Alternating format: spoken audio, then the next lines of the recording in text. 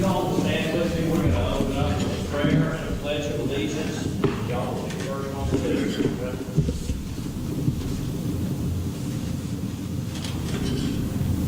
All right, dear Heavenly Father, thank you for today. We thank you for breaking the cold weather and a little bit of warmer weather. And we just pray for this meeting, Lord, that you can guide everything that's transacted here. We pray for these business owners, Lord, these businesses have been suffering. And we just ask, Father, that we would be able to make a difference in things that are impacting them. Give us guidance and wisdom in all we do. In Christ's name, amen. I pledge allegiance to the flag of the United States of America and to the republic for which it stands, one nation under God, indivisible, with liberty and justice for all.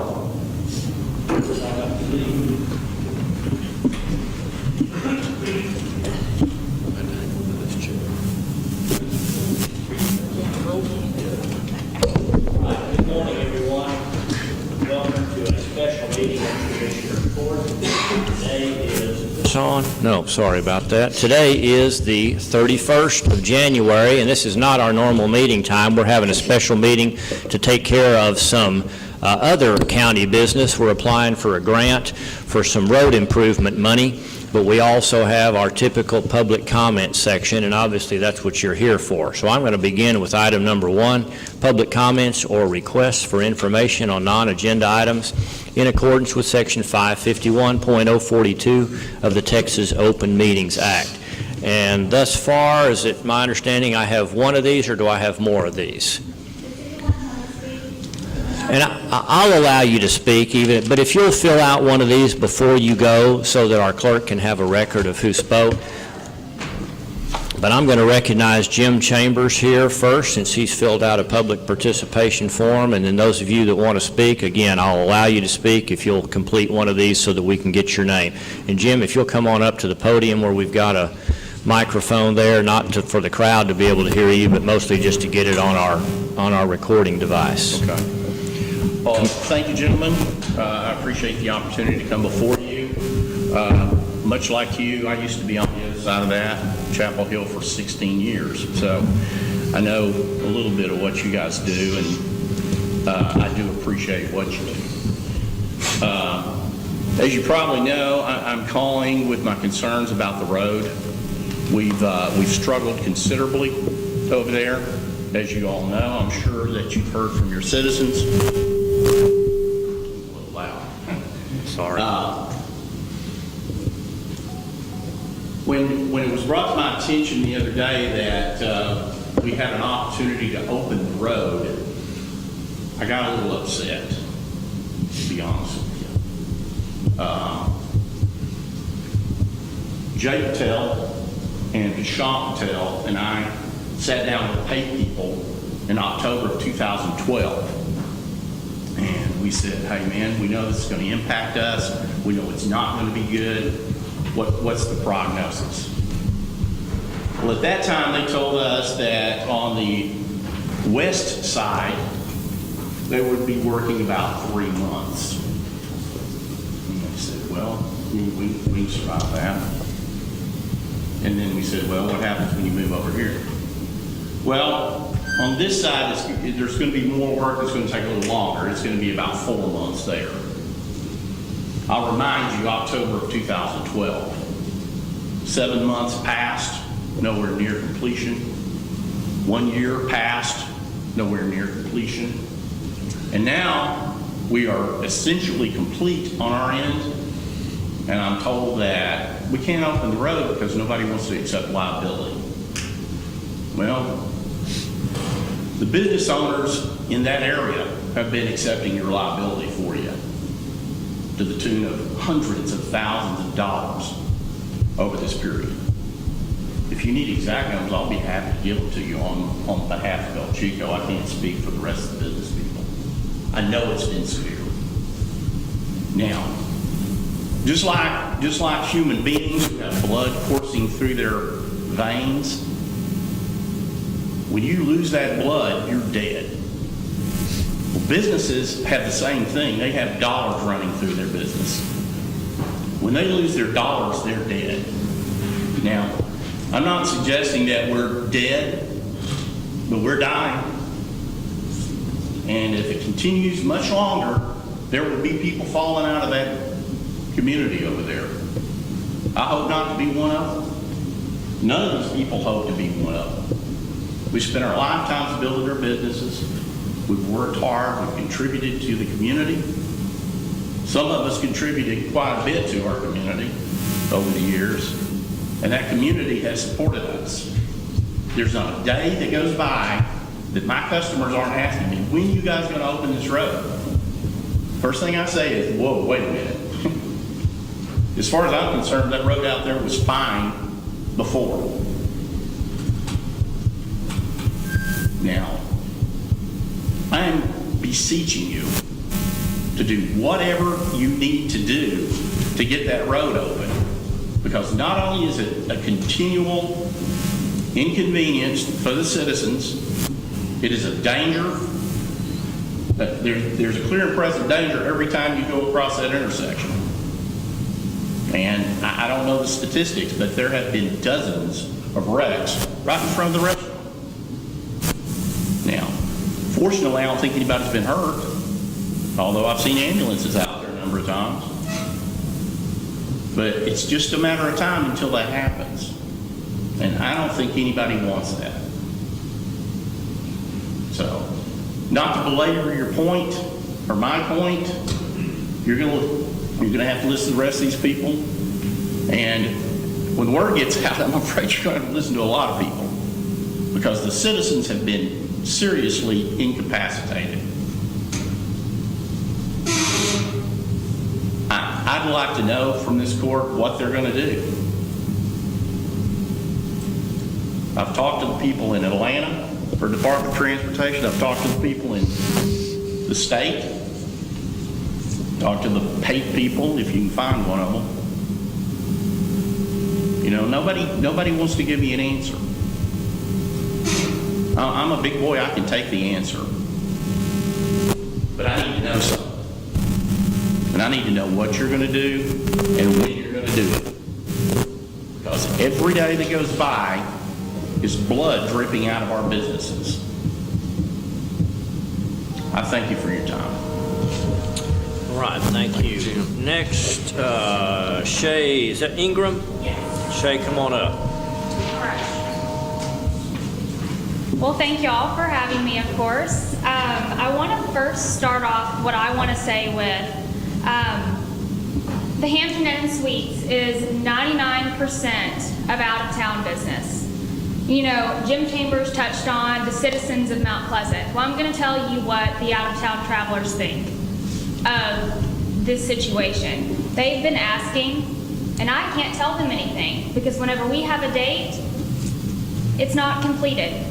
So we have had to have a meeting with our staff with how to deal with road construction compliance.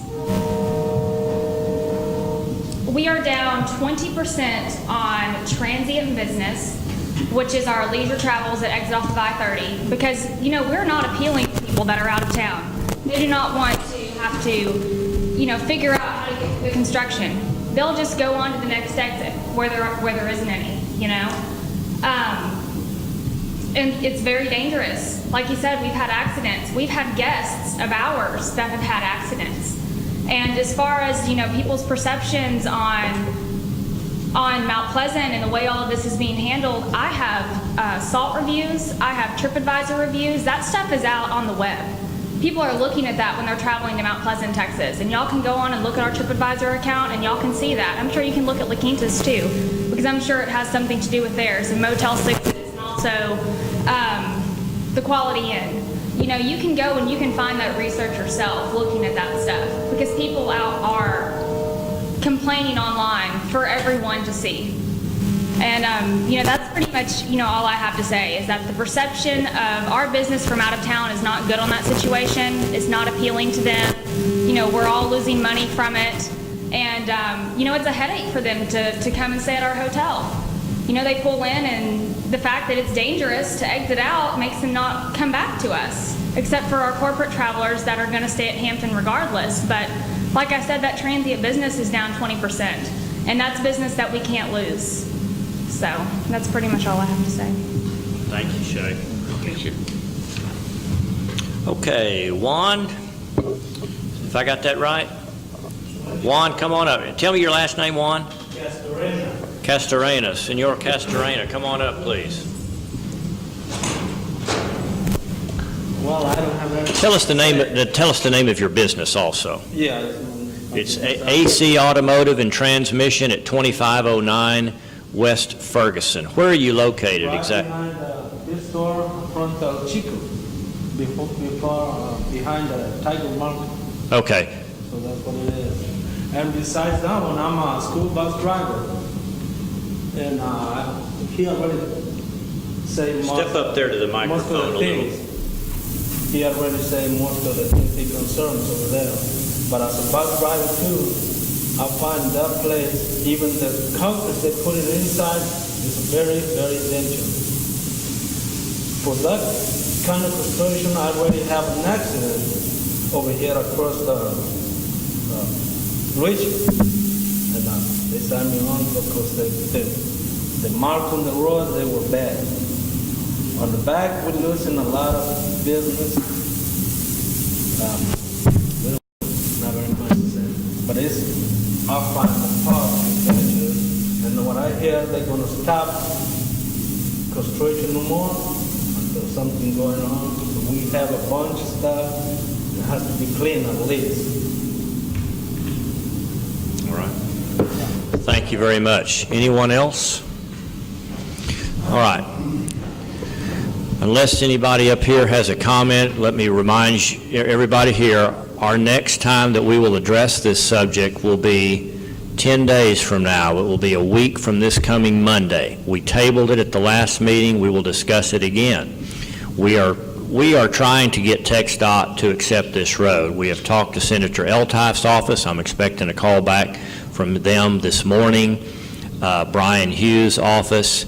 I believe that TxDOT Atlanta is sympathetic to this situation, but they are doing what their legal team in Austin advised them to do, and that is not to accept the road until the entire project is complete. We are trying to get them to accept a portion of this project without the entire project being substantially complete. And if they're unwilling to do that, then the commissioners have to weigh the liability of opening up that road without the backing of TxDOT. But it's important that we hear from you so that we understand what are the ramifications if we don't do this. So thank you for, yes, sir. And besides that, most of the drivers, Can I get you to come back up here because I want you on my video and audio? and besides that, most of the drivers in the school, they avoided the specific place. They use most of the time. They use Edward. They cut over here on the Brook Right. and go on Edward because that thing is. They say it's bad, and I know for sure it's bad because I have my own accident right there. Okay. All right, thank you. Okay, I'm going to limit this to the last one because we've got to get some other business, and then I've got court starting at 9:30. You know, TxDOT says they can't open the road because of liability, yet they opened the portion that went from 49 all the way to 67. Well, that was a complete project. Okay, so So they're not talking about the three pieces, they're talking about just 271 in your case, from down there at the funeral home to where it comes out there at El Chico. That's the project portion they're talking about. right, but my question is that portion inclusive of the overhead bridge to nowhere? Yes. So it's possible that this thing couldn't be done 10 years from now. No, that's not possible, no. But it is possible it would be later on this year, which we know for you is still not acceptable. Every day that goes by is not acceptable. But yes, that bridge at the funeral home is included in that entire project. Okay, all right, commissioners? Is your deal on? I don't know if I turned you on or not. Switch on the top, On the top of the back, right below the ball. There you go. slide it up. Slide it towards you. I understood Pate to say that they like to a few more little things to do out there, West Brothers on that, I'm talking about. There are some comments that TxDOT had before they want us to remove the barricades if we decide to do that. I believe that they're fairly minimal, but I haven't been told what those I are. thought he said a few days or a week or so. I'm not sure of that.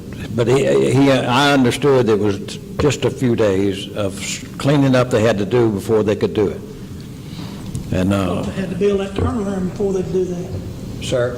I thought that other turnaround, I thought they said that turnaround had to be built, that other one. Well, that was one of their comments. I don't know that that's a mandatory item. I don't think we got a very long report on exactly what it is was on the list that TxDOT had on their list of comments, so we don't know. I can find that out from Mark Heidecker and find out, will it even be up to us to open it a week from Monday if we voted to do that? But I'll find that out. There's been no work done out there other than laying the sod this year. That's what I understood. Well, I can tell you, this commissioner is for opening it as soon as they get that done, and whatever quickest day we possibly can. So that's all I can say. All right?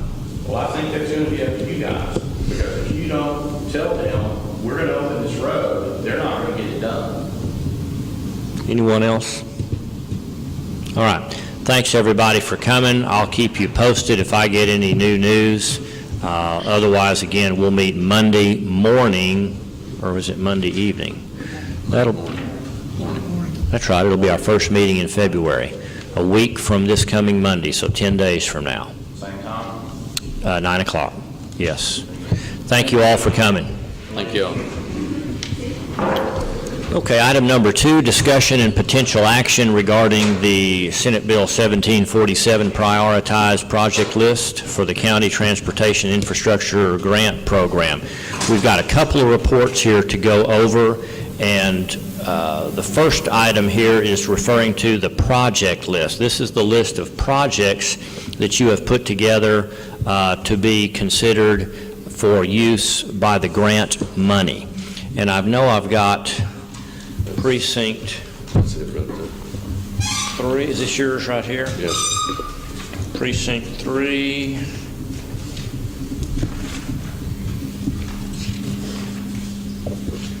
And Philip has come up with $395,000 worth of projects on his list, of which 10% would be $39,500 of the county's portion. $355,500 would be hopefully paid for with reimbursement grant money. So there's 3. I've got Precinct 4, Commissioner Hockaday's on his list. We've got a couple of projects here, County Road 3120 and 3140. Totals on these to be allocated between the two projects, between the TxDOT and the county would be $27,696. Precinct 2, Commissioner Fields has listed 9 projects on here that he would like to address. That total $555,000. And again, we know we're not probably going to get this much grant money, but I had asked you to go in excess of what we had hoped to get in the way of grant money, just so we were sure that we didn't have more grant money than we had projects. And then I've got Commissioner Riddles here has got 3 projects here with a total of $155,504, total of which $15,550 would be the responsibility of the county, and the remaining $140,000 approximately would be the 90% from TxDOT. So those 4 reports appear to be in order. So I would ask that you approve these prioritized projects list. The next thing that I will do is I will submit them to Allison Bass, who is working for us in this matter, and make sure that they believe these project lists appear to be in the appropriate format and everything else that's going to be required to successfully apply and receive that grant. Motion by Commissioner Fields. Second by Commissioner Hinton. All in favor of these project lists. to be approved, say aye. Aye. All right, thank you. Item number 3, discussion and consideration of accepting county road reports for filing in the minutes of the Commissioners' Court. So these reports will actually be filed in the minutes, and they'll ultimately be filed with the grand jury. I don't know why they threw that particular requirement in there, but that is part of it. I will also submit these to Allison Bass for their review. And these road reports basically give TxDOT an idea of what's the condition of all the roads in Titus County. And the commissioners have listed all the roads in their precincts. They've given a rating, a numerical rating to those. They've listed the cause of degradation of that particular road, number of culverts needing repair or replacement, bridges in need of repair or replacement, control devices such as signs, lights, etc., that need to be repaired or replaced, new roads needed to be opened, anticipated cost of improvements of those items, and then an anticipated annual maintenance cost of these particular roads. And so I have four of these reports from each precinct, and so again I would ask for you to accept these 4 reports and allow me to submit these on to the next step in the grant process. Judge, I'd like to make a motion we accept. All right, motion by Commissioner Hinton, second by Commissioner Fields. All in favor, say aye. Aye. And opposed, and there are none. All right, very good. I'll get these going with the next step and keep you posted in the process. And we're down to item 4, closing comments, if any. Commissioner Riddle? I'm sorry. Closing comments, if No, any. no comment. Okay, Commissioner Fields? All right. Commissioner Hinton? I have none. Commissioner Hockaday? Thank you. All right, let me just give you an update. I am expecting to hear back from Travis Ransom, who works for Senator Eltife today. He happens to be good friends with Bob Ratcliffe. He was going to talk to Mr. Ratcliffe. Again, I'm not sure that Mr. Ratcliffe could make a decision without Austin allowing him to do that. I believe that he is sympathetic to our needs. But one thing, again, we will continue to try to get TxDOT to take this section of the road on there out by El Chico where you heard from these business owners. But if not, then we need to be thinking about whether we're willing to do that. I was visiting with a former TxDOT engineer who posed this scenario for me. He said, Brian, if you think about it, really you guys are liable for any damage that's done right now. If somebody goes out there and runs over a stoplight or, runs into the ditch and tears up the new sod or a drainage culvert, you're still liable for it because you're going to get your contractor to go back and fix it, but you've got to pay him to do it because our contractor's not liable for having to continue to fix and repair and replace every time somebody damages something. That comes out of our monies. So we've still got some financial liability, and it seems to me that as dangerous as this road is in its present position, I don't know what we have to lose by opening up this road and allowing the traffic to flow like it's supposed to flow. And I know that this wasn't an easy decision for you last meeting, and I feel like you guys are sympathetic to these business owners, but let's continue to try to get TxDOT to reconsider their position, and if not, you be thinking about what you want to do between now and the next meeting. Well, Judge, I've got one question. Concrete barriers that are out there now, I thought they were going to take those down. Well, some of the concrete barriers are permanent barriers. They're the ones that have concrete poured inside of them. Okay. They're going to be there forevermore. Well, that's. I guess that's where I misunderstood. Okay. I thought all of those were going to be. No, some of those are going to stay. There's going to be a clear separation of those two sides of the road there where that future road is in between them. Okay. But we've got, right now you can't go from 67, you can't get all the way through 67. You've got some cones and pylons and tape and that sort of stuff, but all that traffic is having to go on that west side of the road rather than having some one-way traffic Right. on the east and the west and opening up 67. There was nobody here from McCoy's, but if you think about McCoy's, you can't get to McCoy's unless you think about it and come in from the east there on 67. I had the opportunity to take Dr. Meriwether through the project yesterday, and we went down through there looking at that. And then when we left, we went up 67, because I wanted to go, and I think I saw 2 vehicles, and that was about, I'm gonna say 215, 240, wasn't very little business there, and I just thought I'd say that because Dr. Meriwether, we was talking about it, and I said, they're really hurting by this, but so is everybody down there, but from everything I've looked at, I think it's pretty well completed. They've got to do that turnaround, and the state's the one that's wanting that. That's not part of our original project. Y'all talking about those barriers out there, and the state wanted to remove all those at one time, even the ones that was poured. Now, have they changed their mind on that now? I'm not aware of that. My assumption, there are some permanent barriers there that That's are right. intended to stay there. When they decided on the turnaround down there, they decided they wanted to take those permanent ones out, all that out. I don't know anything about that. And I don't know if that's been changed or not. Anybody told me that. And I haven't thought to ask anybody that. So. Well, I'll certainly visit some more with Pate and express our concern that we, This is something the state wants. It's not our Yeah, this is the state's deal. state deal. I don't know how they can change the original project here at the last minute, but nonetheless. All right, if there's nothing else, I'll entertain a motion to adjourn. So move. Motion by Commissioner Hinton, second by Commissioner Fields. All in favor, say aye. Aye. All right, thank you. Thank you for getting these reports, worth a lot of money to us.